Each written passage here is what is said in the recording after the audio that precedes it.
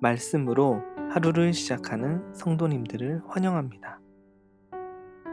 우리에게 주시는 말씀에 예민하게 반응하실 수 있는 은혜가 있길 바랍니다. 다 함께 사도신경으로 우리의 신앙을 고백하겠습니다.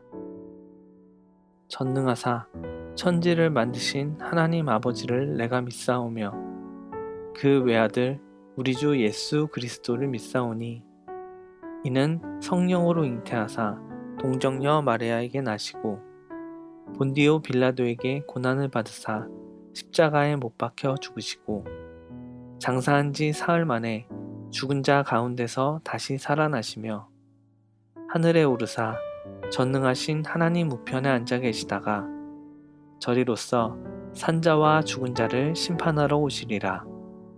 성령을 믿사오며 거룩한 공예와 성도가 서로 교통하는 것과 죄를 사하여 주시는 것과 몸이 다시 사는 것과 영원히 사는 것을 믿사옵나이다. 아멘.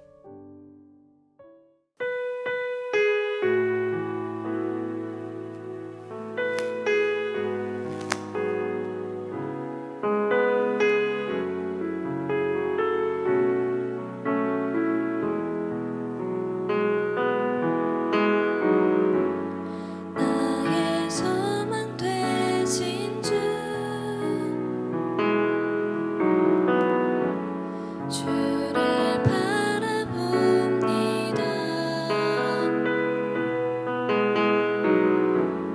다시 오실 나의 왕 예수 주를 기다립니다. 밤이나 낮이나 어제나 오늘도 영원히 주만 찬양해.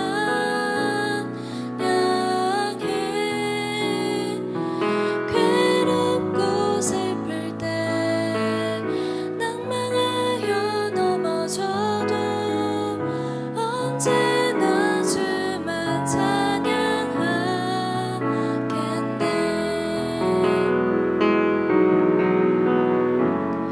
나의 소망 되신 주 주를 바라봅니다.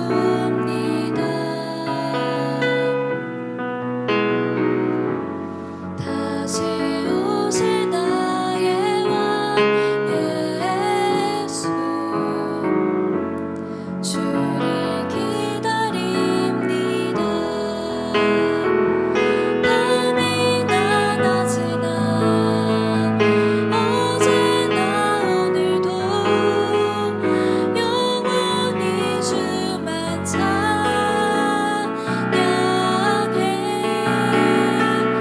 괴롭고 슬플 때 낭망하여 넘어져도 언제나 주만 찬양하겠네. 밤이나 낮이나 어제나 오늘도 영원히 주만 찬양해.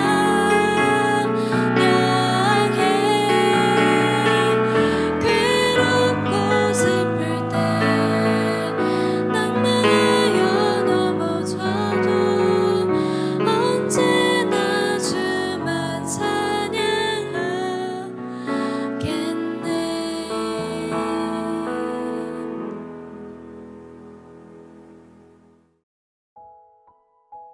오늘 하나님의 말씀은 사도행전 13장 13절에서 25절까지입니다.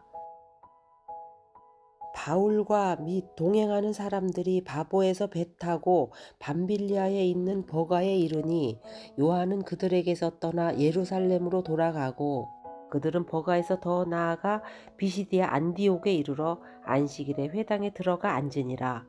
율법과 선지자의 글을 읽은 후에 회당장들이 사람을 보내어 물어 이르되 형제들아 만일 백성을 권할 말이 있거든 말하라 하니 바울이 일어나 손짓하며 말하되 이스라엘 사람들과 및 하나님을 경외하는 사람들아 들으라. 이 이스라엘 백성의 하나님이 우리 조상들을 택하시고 애굽 땅에서 나그네 된 그 백성을 높여 큰 권능으로 인도하여 내사 광야에서 약 40년간 그들의 소행을 참으시고 가나안 땅 7족속을 멸하사 그 땅을 기업으로 주시기까지 약 450년간이라. 그 후에 선지자 사무엘 때까지 사사를 주셨더니 그 후에 그들의 왕을 구하거늘 하나님이 베냐민 집밭 사람 기스의 아들 사울을 40년간 주셨다가 패하시고 다윗을 왕으로 세우시고 증언하여 이르시되 내가 이새의 아들 다윗을 만나니 내 마음에 맞는 사람이라 내 뜻을 다 이루리라 하시더니 하나님이 약속하신 대로 이 사람의 후손에서 이스라엘을 위하여 구주를 세우셨으니 곧 예수라. 그가 오시기에 앞서 요한이 먼저 회개의 세례를 이스라엘 모든 백성에게 전파하니라. 요한이 그 달려갈 길을 마칠 때에 말하되 너희가 나를 누구로 생각하느냐? 나는 그리스도가 아니라 내 뒤에 오시는 이가 있으니 나는 그 발에 신발끈을 풀기도 감당하지 못하리라 하였으니 아멘. 반갑습니다, 여러분. 오늘 사도행전 13장 13절부터 25절까지를 본문으로 나는 죽고 예수로 살라는 제목으로 함께 말씀을 나누겠습니다. 안디옥 교회가 하나님의 이끄심에 순종했습니다. 그렇게 바나바와 바울의 1차 전도 여행이 이제 시작된 것이죠.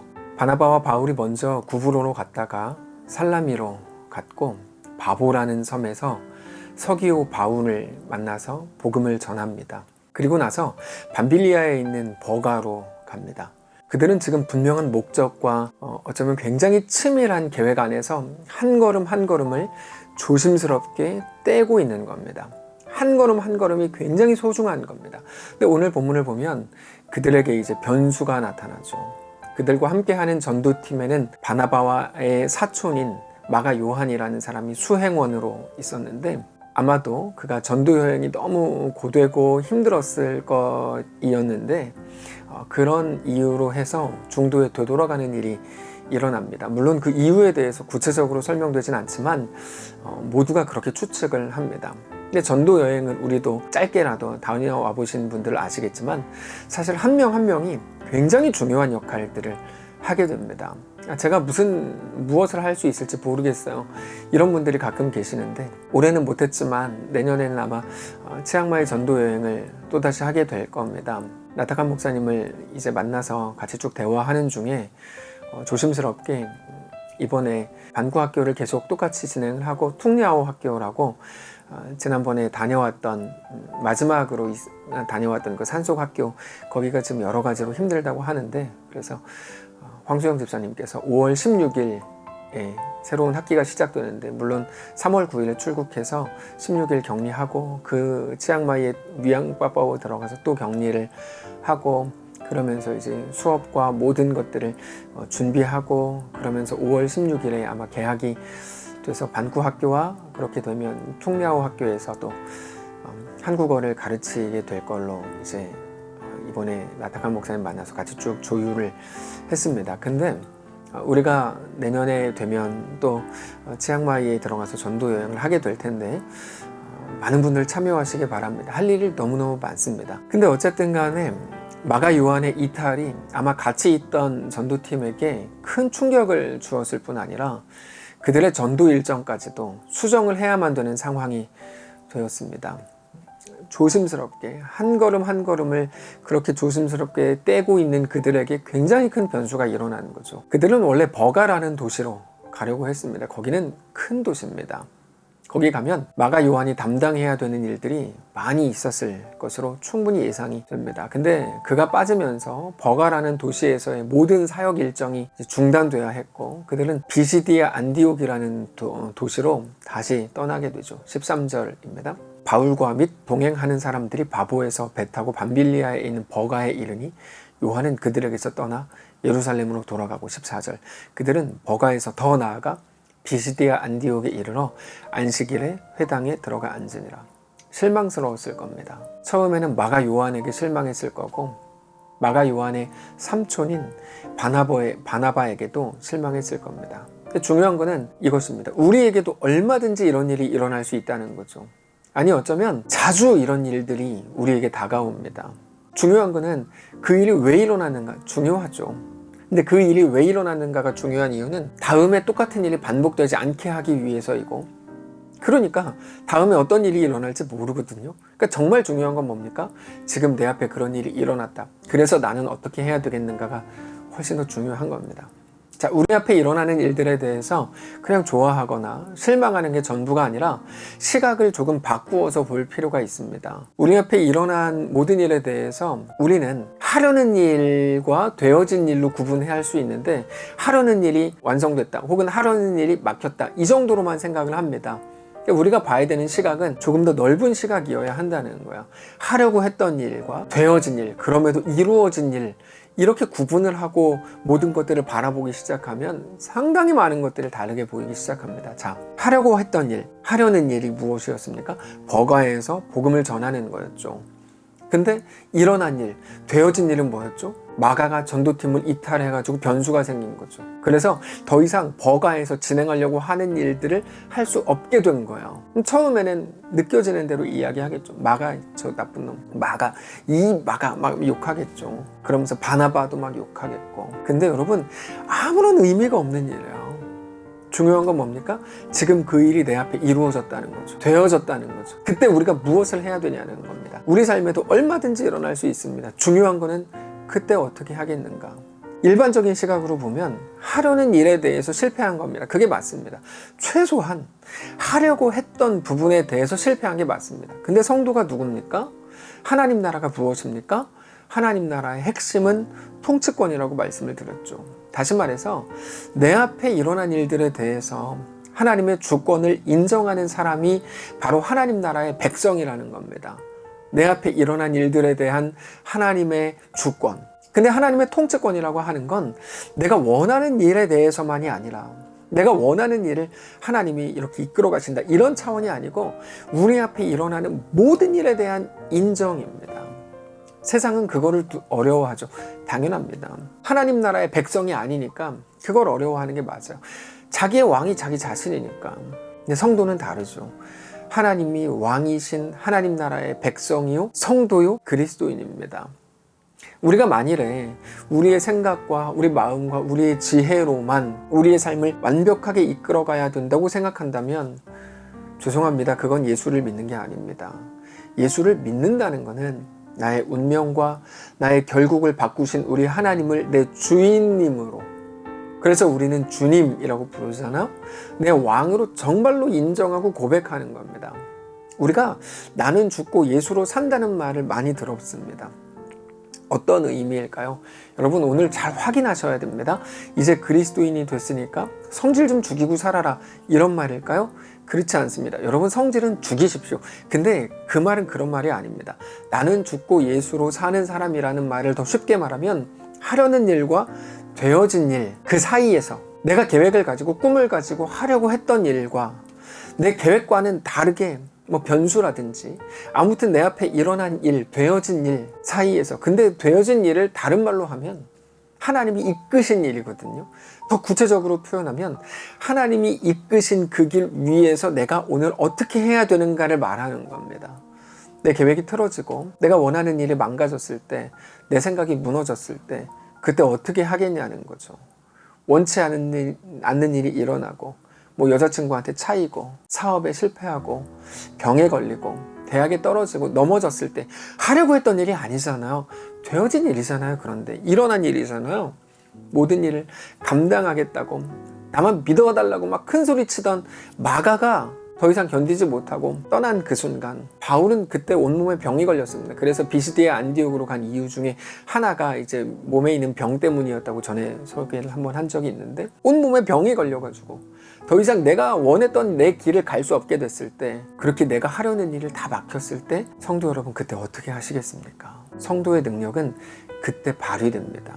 그것을 이겨내는 능력이 아니고요, 그 길을 걸어가는 능력, 살아내는 능력이 성도의 능력입니다. 이거는 노트에 적어야 됩니다. 성도의 능력은 다른 게 아니라 우리에게 허락된 그 삶을 살아내는 능력입니다. 나는 죽고 예수로 산다라는 말은 내 계획과 내 생각과 내 판단에 대해서 죽기로 하고 철저히 죽은 자가 되기로 하고 오직 하나님의 이끄심이 나에게 가장 완전하신 것을 고백하고 인정하기로 하는 것을 말합니다. 그게 오늘 본문에 나오는 전도팀이 보여주는 모습입니다. 그들 대단한 일을 하지 않았습니다. 다만 그들이 했던 것은 절망해가지고 누워있고 막 마가 욕하고 막 마가 인형 만들어 놓고 칼로 막 찌르고 막 혼자 불평하고 그런 게 아니고 그 자리에서 그렇다면 되어진 일이 이거라면 이를 꽉 깨물고 생각했겠죠. 하나님이 만들어 가시고 이끄신 일이 이거라면 또다시 새로운 길을 찾았다는 거죠. 그 길을 살아내 보기로 했다는 거죠. 13절 14절 다시 읽을까요? 함께 읽겠습니다. 시작. 바울과 및 동행하는 사람들이 바보에서 배 타고 밤빌리아에 있는 버가에 이르니 요한은 그들에게서 떠나 예루살렘으로 돌아가고 그들은 버가에서 더 나아가 비시디아 안디옥에 이르러 안식일 회당에 들어가 앉으니라. 아마 13절과 14절 사이에 엄청나게 큰 갈등이 있었을 겁니다. 그러나 그들은 비시디아 안디옥으로 행선지를 곧바로 바꾸죠. 그리고 거기서도 복음을 전합니다. 그게 15절 이후에 나오는 내용입니다. 성도 여러분, 그러니까 이 중도 이탈하고 마음대로 해도 된다는 걸까요? 그런 말이 아니죠. 다만 모든 되어진 일 앞에서 우리가 어떻게 하겠는가를 묻는 거죠. 말씀을 정리하겠습니다. 사랑하는 성도 여러분, 오늘 우리에게 주시는 이 마음과 이 도전을 그냥 흘려버리지 마시기 바랍니다. 우리는 자주 우리의 인생에 대해서, 우리 계획에 대해서 우리가 주도권을 가지려고 합니다. 그게 당연하다고 생각할 때가 너무 많습니다. 그러나 언제나 나는 죽고 예수로 사는 우리가 되시기를 바랍니다. 평생을 살아온 방식이 있는데 어떻게 하루아침에 바꾸겠어요? 그래서 우리는 매일 생각을 해야 됩니다. 내가 하려던 일은 무엇인지, 내 실력, 내 의지, 내 실수를 다 떠나서 내 앞에 놓여진 일, 되어진 일은 무엇인지를 매일같이 확인하셔야 됩니다. 그리고는 그 앞에서 고백하셔야 합니다. 네, 맞습니다. 하나님이 내 삶의 주인님입니다. 하나님이 나의 왕입니다. 내 계획이 나를 이끌어가지 않게 하시고 오직 하나님의 이끄심, 하나님의 의지, 하나님의 일하심으로 꽉 차게 하옵소서. 그러므로 오늘 일어난 이 일에 대해서도 진심으로 주를 신뢰합니다. 내가 오늘 주님을 따르기로 작정합니다. 이렇게 고백하시기를 바랍니다.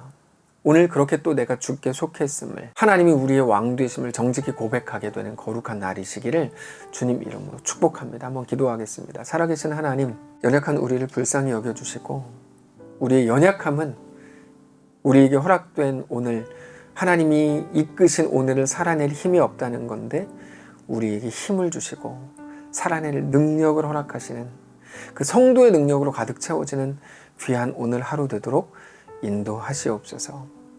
힘겨울 겁니다. 어쩌면 만만치 않을 겁니다. 그러나 그 속에서 놀라운 하나님의 은혜를 사모함으로 주님과 동행하고 승리를 결국에 이루어내는, 결국에 우리 눈으로 하나님 놀라운 일 이루시는 것을 목도하고야만은 귀한 오늘 되도록 축복하시옵소서. 감사드리며 살아계신 예수님의 이름으로 기도합니다. 아멘. 성도 여러분, 오늘 수요일입니다. 오늘 또 저녁 때 같이 말씀을 나누고 함께 귀한 예배 시간을 가지려고 하는데 귀한 하나님의 은혜가 있기를 원하고 또 모든 성도들 각자의 자리에서 함께 예배에 동참함으로 귀한 우리 예배가 더 풍성해지기를 원합니다. 오늘 이 말씀, 이 도전을 붙들고 하나님, 내 삶이 나는 죽고 예수로 사는 삶의 삶이기를 원합니다. 고백하며 묵상하며 자리를 일어나시기를 원합니다. 여러분 사랑하고 축복합니다.